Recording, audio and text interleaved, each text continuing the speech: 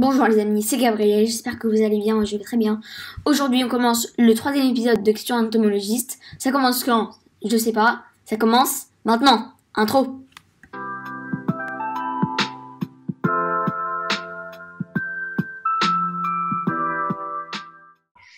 Avez-vous déjà découvert ou décrit une espèce? Oui, plusieurs.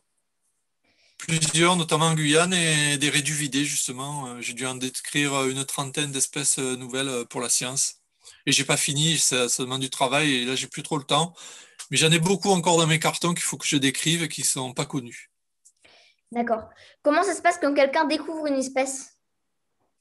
Bah, d'abord, il faut être spécialiste, il faut être sûr que ce soit bien ça. Donc, il faut bien connaître tous les insectes du groupe. Hein, tu peux pas dire c'est une nouvelle espèce comme ça parce que donc ça demande un gros travail de bibliographie. Il faut avoir beaucoup de documents. En fait, il faut tout connaître sur la famille que tu étudies. Voilà, faut connaître. Et souvent, on a des contacts dans le monde entier. Moi, si j'ai un doute, par exemple, quand j'ai une espèce que je pense nouvelle, j'écris à mes collègues brésiliens, américains, en leur disant voilà, j'ai ça. Qu'est-ce que vous en pensez? Pour moi, c'est nouveau. Et vous? Et si jamais il y a un article que je connaissais pas, où justement cette espèce est décrite, eh ben, ils vont me le dire. S'ils me disent, ah non, on n'a jamais vu ça, c'est nouveau, vas-y.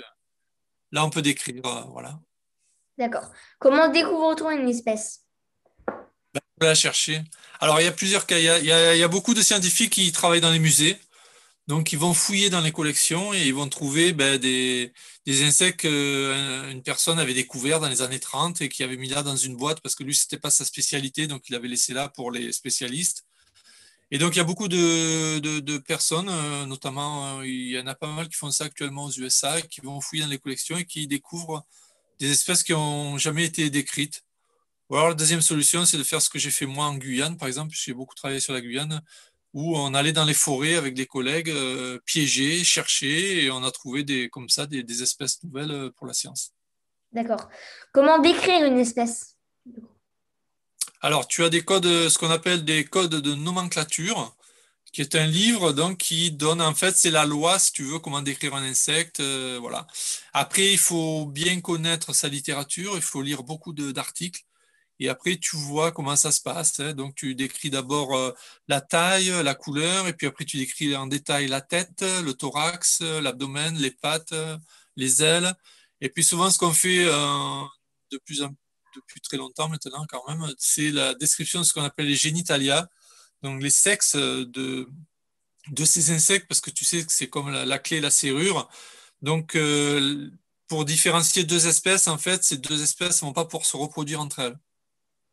Donc voilà, et ça c'est très important de regarder ça. De plus en plus, on le fait notamment pour les mâles qui ont des parties, des chitineuses, des crochets qui sont assez spécifiques. Et d'une espèce à l'autre, même si elles se ressemblent beaucoup, le crochet sera un petit peu différent. Et donc tu pourras dire, c'est pas la même espèce puisqu'elles ne pourraient pas se reproduire entre elles. Donc c'est une espèce nouvelle différente.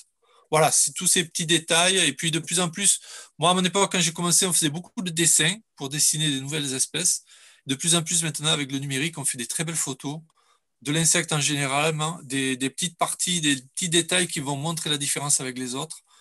Et maintenant, donc, avec le numérique, on arrive à faire des très belles photos et ça va beaucoup plus vite pour décrire une espèce parce que quand on le faisait à la main ou en dessin, c'était beaucoup plus lent. Mais c'était D'accord. joli aussi. J'espère que la vidéo vous aura plu.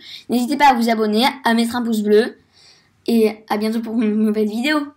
Au revoir!